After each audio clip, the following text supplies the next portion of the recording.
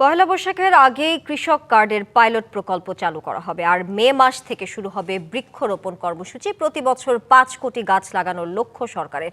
এছাড়া health card চালুর নির্দেশনা দিয়েছেন প্রধানমন্ত্রী তারেক রহমান। এদিকে মধ্যপ্রাচ্যে যুদ্ধের প্রভাব যেন দেশে না পড়ে তার প্রস্তুতি সরকারের আছে বলে জানিয়েছেন প্রধানমন্ত্রীর পররাষ্ট্র বিষয়ক উপদেষ্টা। যথারীতি সকাল ৯:১৯টায় সচিবালয়ে নিজ কার্যালয়ে আসেন প্রধানমন্ত্রী তারেক রহমান। দিনের একগুচ্ছ কর্মসূচির অংশ হিসেবে মন্ত্রিপরিষদ বিভাগের সম্মেলন কক্ষে বৃক্ষরোপণ কর্মসূচির অগ্রগতি নিয়ে পরিবেশ, বন ও জলবায়ু পরিবর্তন মন্ত্রী আব্দুল আউল মিন্টু সহ সংশ্লিষ্টদের সঙ্গে বৈঠক করেন প্রধানমন্ত্রী। বৈঠক শেষে আলোচনার বিষয়বস্তু জানান আব্দুল আউল মিন্টু। বলেন, নির্বাচনী ইশতেহার অনুযায়ী আগামী মে মাস থেকে শুরু হবে বৃক্ষরোপণ কর্মসূচি। আমাদের সরকারের প্ল্যান অনুযায়ী আমরা প্রতি বছর ৫ কোটি বৃক্ষরোপণ করব। মে মাস থেকে আমাদের এই বৃক্ষরোপণ শুরু।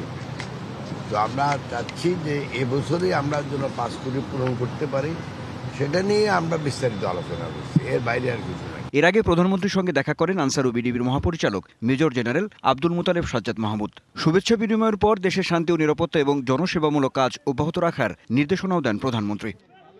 সুস্বাস্থ্যের বাংলাদেশ কর্মসূচি বাস্তবায়ন সংক্রান্ত সেলের কার্যক্রমের অগ্রগতি পর্যালোচনা সভায়ও সভাপতিত্ব করেন প্রধানমন্ত্রী। এ সময় জনগণের চিকিৎসা সেবা নিশ্চিত করতে হেলথ কার্ড চালুর নির্দেশনা দেন তিনি। সরকারের আরেক গুরুত্বপূর্ণ প্রতিশ্রুতি কৃষক কার্ড চালুর বিষয়ে গঠিত কমিটির সঙ্গেও বৈঠক করেন তিনি। কি বুঝলেন ভাই?